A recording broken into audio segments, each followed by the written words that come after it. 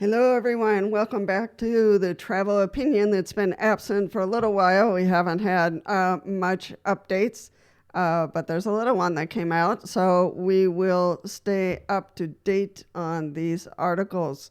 This one came out from the Bloomberg government, so that's pretty good. And it was written by Liliana Bington. So thank you, Liliana, for writing this article.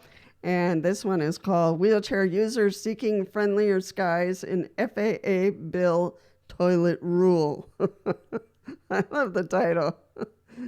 So, 2 points here: costly damages, injury riddle wheelchair users in an air travel, and disability groups see path for changes after years of advocacy. And that is very true.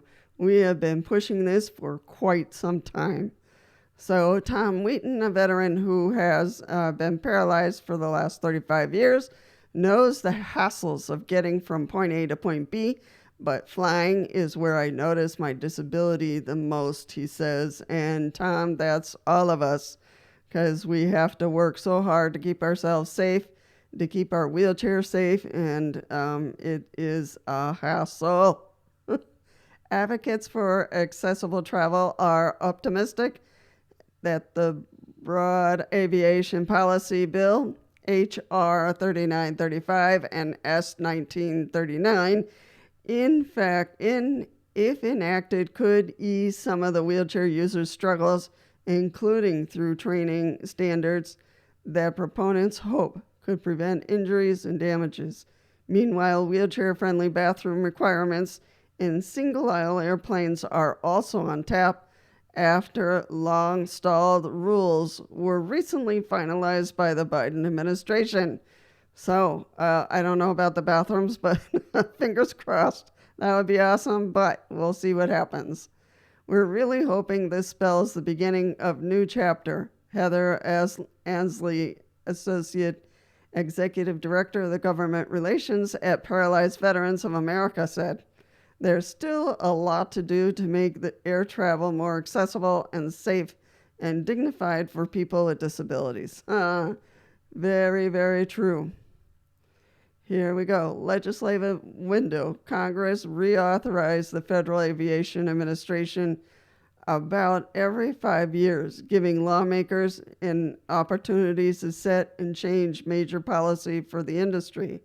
Current administration expires at the end of the month, and there is bipartisan agreement in both chambers' bills on some accessibility provisions, but disagreements on unrelated provisions has stalled the legislation's progress. All right, so might be some money involved, I don't know, but here we go. Here's what's on the table right now. Issue rules on training standards for workers, which is great. Issue rules on training standards for stowing wheelchairs and scooters. Awesome.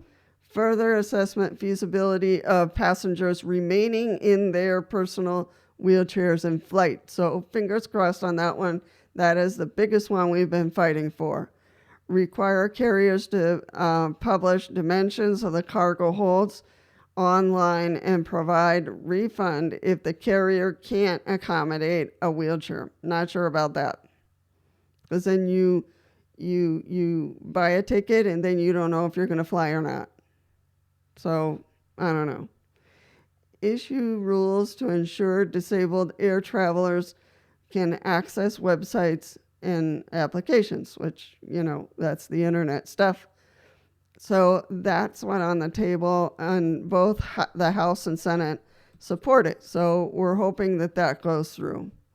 House lawmakers passed a bipartisan 5-year FAA bill in July, which includes several accessible provisions, such as setting a deadline for the Transportation Department to investigate and respond to disability-related complaints, and requiring accessible kiosks and websites for disabled air travelers, which we need, because a lot of times when we go to report damages or an issue, the person is never there. So what's the what's the benefit of having someone who we could talk to and then they're never there. So we always have to leave a message. So anyway, the bipartisan Senate legislation includes similar provisions, though it has been stalled for months at the committee level over disagreements on pilot training. Senator Tammy Duckworth, Democrat Aviation Subcommittee Chair, who uses a wheelchair herself, said she worked to include provisions to minimize injury to passengers and put greater responsibility on airlines. So let's see how it goes. The biggest issue is that even though in airlines here in the United States and we have the ADA, there are separate rules that govern the aircrafts and the airlines. So it doesn't quite go along with the ADA because there are private airlines, they're not federally owned, then, it gets a little bit more problematic. So the FAA is where all the rules need to pass. So disagreements in past bills negotiations led to short-term extensions for aviation programs, which could stunt accessibility and progress. So we don't know. Don't hold your breath, just hope. And call your legislator and see what's going on and how they're supporting these bills, because we need them to pass. We are consumers, folks. We are consumers, and we also have family and friends and places we need to go, so in a safe manner. So meanwhile, while Wheaton waited for every passenger to exit before he could be moved off the plane, a flight attendant told him someone sat in his wheelchair on the jet bridge, then flipped backwards. By the time Wheaton made it to the baggage claim, he had to hunt through carousels, as it's taking so long that his flight was already removed from the directory screen. So it's one problem after another that we go through, and we really want the airlines to take more responsibility, and especially the workers. So stay tuned, and if you haven't been here on my channel before, this is the travel opinion, the wheelchair travel opinion.